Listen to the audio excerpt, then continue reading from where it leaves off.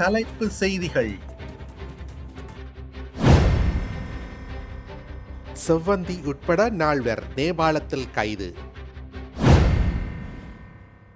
பல அரச நிறுவனங்களின் இணையவழி சேவைகள் பாதிப்பு. யாழ் நூலகத்தை பார்வையிட்ட வெளிநாட்டு இராணுவ அதிகாரிகள். கீரி சம்பாவுக்கு பதிலாக பொன்னி சம்பாவை இறக்குமதி செய்ய தீர்மானம். நோர்வேயில் உள்ள தூதரகத்தை மூடுவதாக அறிவித்த வெனிசுவேலா. இனி விரிவான செய்திகள். பாதாள உலக குழு உறுப்பினர் கணேமுல்ல சஞ்சீவ கொலை சம்பவம் தொடர்பில் தேடப்பட்டு வந்த குற்றவாளியான இஷாரா செவ்வந்தி நேபாளத்தில் கைது செய்யப்பட்டுள்ளார். அவருடன் மேலும் 4 கைது செய்யப்பட்டுள்ளனர். அவர்கள் விரைவில் இலங்கைக்கு கொண்டு வரப்பட உள்ளனர் என்று போலீசார் தெரிவித்துள்ளனர். கொழும்பு அலுத்கடை நீதிமன்றத்திற்குள் கடந்த பிப்ரவரி மாதம் 19 காலை கணேமுல்ல சஞ்சீவ சுட்டு கொலை செய்யப்பட்டார். சட்டத்தரணி போல் வேடமணிந்து வந்த சமிந்து தில்ஷான் பியுமங்க கந்தனாராட்சி என்ற நபரே துப்பாக்கிச் சூடு நடத்தியிருந்தார். சம்பவ தினத்தன்றே அவர் புத்தளம் பகுதியில் வைத்து கைது செய்யப்பட்டிருந்தார். இந்த கொலை பாதாள உலக குழுவைச் சேர்ந்த கெஹேல்பத்ர பத்மேவின் உத்தரவின் பேரில் முன்னெடுக்கப்பட்ட நிலையில் அதற்கு உதவி புரிந்த பலர் கைது செய்யப்பட்டிருந்தனர். எனினும் சட்ட புத்தகத்துக்குள் துப்பாக்கியை மறைத்து அதனை நீதிமன்ற வளாகத்திற்குள் கொண்டு வந்த இஷாரா செவ்வந்தி தலைமறைவாகி இருந்தார். அவரை கைது செய்வதற்கான விசேட போலீஸ் குழுக்கள் அமைக்கப்பட்டிருந்தன. அவர் கடல் வழியாக வெளிநாட்டிற்கு தப்பிச் சென்றுள்ளார் என புலனாய்வுக்கு தகவல் கிடைக்கப்பெற்றது. இந்த நிலையில் அண்மையில் இந்தோனேஷியாவில் கைது செய்யப்பட்ட பாதாள உலக குழுவைச் சேர்ந்த கெஹேல்பத்ர பத்மே உள்ளிட்ட சந்தேக நபர்களிடம் மேற்கொள்ளப்பட்ட விசாரணைகளில் இஷாரா செவ்வந்தி நேபாளத்தின் காத்மண்டு நகரை அண்மித்த பகுதியில் தொடர்மாடி குடியிருப்பில் தங்கியிருந்தமை கண்டுபிடிக்கப்பட்டது. அதன் அடிப்படையில் முன்னெடுக்கப்பட்ட விசாரணைகளின் பிரகாரமே இஷாரா செவ்வந்தியும் மேலும் 4 கைது செய்யப்பட்டுள்ளனர். பூநகரி சங்குப்பிட்டி பாலத்திற்கு அருகில் கரையொதுங்கிய பெண்ணின் தலையில் பலமாக தாக்கியமைக்கான சான்றுகளும் முகத்தில் எரியக்கூடிய திரவத்தை ஊற்றி எரியூட்டியமைக்கான சான்றுகளும் காணப்படுகின்றன என்று சட்ட வைத்திய அதிகாரியின் அறிக்கையில் குறிப்பிடப்பட்டுள்ளது. சங்குப்பிட்டி பாலத்திற்கு அருகில் ஞாயிற்றுக்கிழமை பெண்ணொருவரின் சடலம் கரையொதுங்கியிருந்த நிலையில் அந்த பெண் காரைநகர் பகுதியைச் சேர்ந்த 2 பிள்ளைகளின் தாயாரான சுரேஷ்குமார் குலதீபா என அடையாளம் காணப்பட்டார். யாழ் போதனா வைத்தியசாலையில் சடலம் திங்கட்கிழமை உடற்கூராய்வுக்கு உட்படுத்தப்பட்டது. அதன்போது அந்த பெண்ணின் தலையில் பலமாக தாக்கப்பட்டமைக்கான சான்றுகள் காணப்படுவதுடன் முகம் உள்ளிட்ட பகுதியில் எரியக்கூடிய திரவம் ஊற்றி எரியூட்டமைக்கான சான்றுகளும் காணப்படுகின்றன. அவரது நுரையீரலுக்குள் நீர் புகுந்தமையினால் ஏற்பட்ட மூச்சு திணறல் காரணமாகவே மரணம் சம்பவித்துள்ளது என அறிக்கையில் குறிப்பிடப்பட்டுள்ளது. இலங்கையில் அரச மேக கணிமை அதாவது லங்கா கவர்மெண்ட் கிளவுட் சேவையில் ஏற்பட்ட செயலிழப்பு காரணமாக பல அரச நிறுவனங்களினால் வழங்கப்படும் இணையவழி சேவைகள் தற்காலிகமாக பாதிக்கப்பட்டுள்ளன.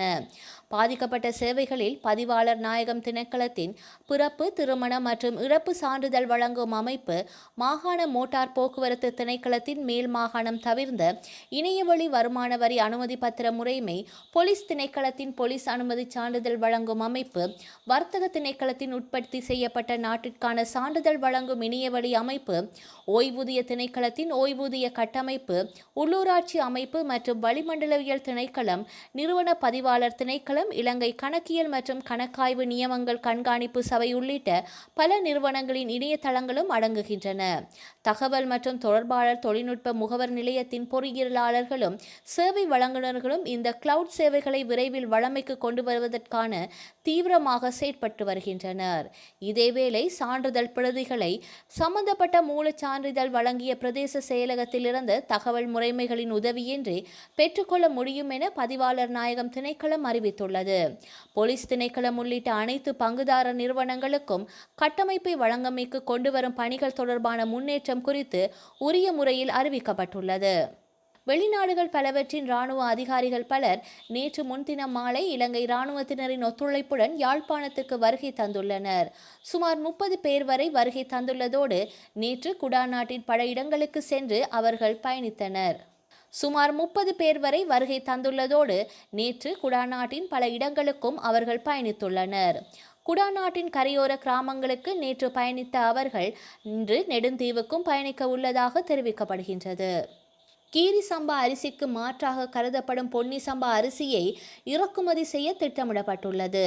இதன்படி 2025 ஆண்டு அக்டோபர் மாதம் 15 முதல் 2025 நவம்பர் மாதம் 15 வரை அந்த அரிசியை இறக்குமதி செய்ய திட்டமிடப்பட்டுள்ளது. உணவு கொள்கை மற்றும் பாதுகாப்பு குழுவின் பரிந்துரைகளின் அடிப்படையில் இறக்குமதி கட்டுப்பாட்டு உரிமங்களை பெறுவதற்கான தேவையிலிருந்து பொன்னி சம்பா அரிசியை விலக்கு அளிக்க வேளாண்மை, கால்நடை, நிலம் மற்றும் நீர்ப்பாசன அமைச்சர் மற்றும் வர்த்தகம், வணிகம், உணவு பாதுகாப்பு மற்றும் கூட்டுறவு மேம்பாடு ஆகிய அமைச்சர்கள் கூட்டு முன்மொழிவுக்கு அமைச்சரவை ஒப்புதல் அளித்துள்ளது. சந்தையில் கீரி சம்பா அரிசிக்கு நிலவும் தட்டுப்பாட்டை குறைப்பதற்காக இந்த தீர்மானம் மேற்கொள்ளப்பட்டுள்ளது. நாட்டில் எதிர்காலத்தில் லஞ்ச் ஷீட் பாவனை முற்றாக தடை செய்யப்பட உள்ளதாக மத்திய சுற்றாடல் அதிகார சபையின் தலைவர் பேராசிரியர் திலக் ஹேவாவசம் தெரிவித்துள்ளார். இதற்கு மாற்றீடாக பிளாஸ்டிக் அல்லாத லஞ்ச் ஷீட்கள் அறிமுகப்படுத்தப்படும் என்றும் அவர் தெரிவித்துள்ளார்.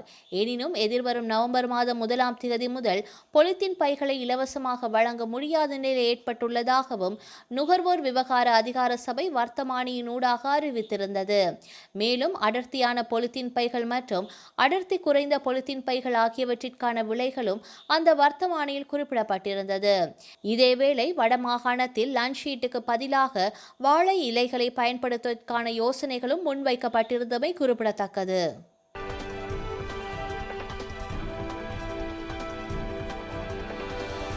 நோர்வேயில் உள்ள தூதரகத்தை மூடுவதாக வெனிசுலேவா அறிவித்துள்ளது. வெனிசுலேவாவின் எதிர்க்கட்சி தலைவரான மரியா கொரினா மசிடோடாவுக்கு நோர்வேயின் நோபல் கமிட்டி நோபல் பரிசு அறிவித்தமைக்கு எதிர்ப்பு தெரிவிக்கும் வகையில் இந்த நடவடிக்கையில் வெனிசுவேலா அதிபர் நிக்கோலஸ் மதுரோ ஈடுபட்டுள்ளார். மேலும் பரம எதிரியாக கருதும் ஆஸ்திரேலியாவில் உள்ள தூதரகத்தை மூடுவதாகவும் இதற்கு பதிலாக ஜிம்பாப்வே மற்றும் மேற்கு ஆப்பிரிக்க நாடான புர்கினா பாஸ்லோவிலும் பிரதிநிதித்துவத்தை தொடங்க உள்ளதாகவும் அவர் தெரிவித்துள்ளார். தென் அமெரிக்க நாடான வெனிசுவேலாவின் ஐக்கிய சோசலிச கட்சியை சேர்ந்த நிக்கோலஸ் மதுரோவின் ஆட்சி நடைபெற்று வருகின்றது. இந்த நாட்டின் எதிர்க்கட்சியாக வென்டே வெனிசுலோ கட்சி செயல்பட்டு வருகின்றது. இக்கட்சியின் தலைவராக மரியா கொரினா மசோடா செயல்பட்டு வருகின்றார். சமூக ஆர்வலரான இவருக்கு வெனிசுவேலா மக்களின் ஜனநாயக உரிமைகளுக்காக அயராது உழைத்ததால் அதனை பாராட்டும் வகையில் கடந்த 10 நோபல் பரிசு அறிவிக்கப்பட்டது. வெனிசுவேலாவின் சர்வாதிகாரத்திலிருந்து ஜனநாயகத்தை நோக்கிய மாற்றத்தை கொண்டு வந்தமைக்காக அவருக்கு இந்த பரிசு அறிவிக்கப்பட்டது. வெனிசுவேலாவில் நடைபெற்று வரும் மதுரோவின் ஆட்சியை சர்வாதிகாரம் என மசோடா வெளிப்படையாக குறிப்பிட்டார். மேலும் 2024 தேர்தலில் முறைகேடுகள் செய்து வெற்றி பெற்றதாகவும் ஜனநாயக முறைப்படி நடந்த தேர்தலில் எதிர்க்கட்சி சார்பில் போட்டியிட்ட எட்முண்டே கொன்சலெஸ் வெற்றி பெற்றதாகவும் அறிவித்தார். இந்தியாவில் $15 பில்லியன் மதிப்பீட்டில் தரவு மையத்தை அமைக்கவிருப்பதாக கூகுள் நிறுவனம் அறிவித்துள்ளது. ஆந்திர பிரதேச மாநிலத்தின் விசாகப்பட்டினத்தில் தனது தரவு மையத்தை அமைக்கவிருப்பதாக கூறிய கூகுள் நிறுவனம் இதற்காக அடுத்த 5 ஆண்டுகளில் $15 பில்லியன் முதலீடு செய்யவிருப்பதாகவும் தெரிவித்துள்ளது. அமெரிக்காவுக்கு வெளியே முதன்முறையாக தனது மிகப்பெரிய அளவிலான ஒரு ஜிகாவாட் திறன் கொண்ட தரவு மையத்தை அமைக்கும் கூகுள் இந்த தரவு மையத்தில் AI உள்கட்டமைப்பு, பெரிய அளவிலான எரிசக்தி ஆதாரங்கள் உட்பட அவற்றை அமைக்க திட்டமிட்டிருந்தது. உலக அளவில் அனைத்து துறைகளிலும் செய்யறிவு பயன்பாடு அதிகரித்து வரும் நிலையில் செய்யறிவு குறித்த ஆராய்ச்சியில் பல்வேறு தொழில்நுட்ப நிறுவனங்களும் தங்களின் முழு கவனத்தை செலுத்தி வருகின்றன. இந்த நிலையில்தான் இந்தியாவில் தனது தரவு மையத்திற்கான முதலீட்டை கூகுள் நிறுவனம் அறிவித்துள்ளது. வரலாற்றில் இன்று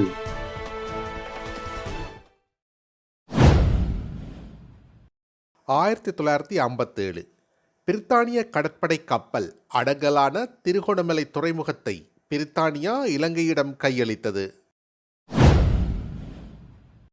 1995 சதாம் ஹுசேன் மக்கள் பொது வாக்கெடுப்பு மூலம் ஈராக்கின் ஜனாதிபதியாக மீண்டும் தேர்ந்தெடுக்கப்பட்டார்.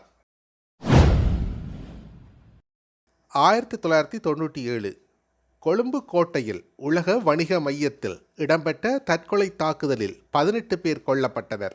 சுற்றுலா பயணிகள் உட்பட 100க்கும் அதிகமானோர் காயமடைந்தனர். 2008 தாய்லாந்தும் கம்போடியாவும் அவற்றின் எல்லையில் உள்ள 900 ஆண்டுகள் பழமையான பிரியா விஹார் கோவிலுக்காக போரிட்டுக் கொண்டன. செய்திகளை உடனுக்குடன் தெரிந்து கொள்ள உடனே சப்ஸ்கிரைப் செய்து பெல் பட்டனை கிளிக் பண்ணவும்.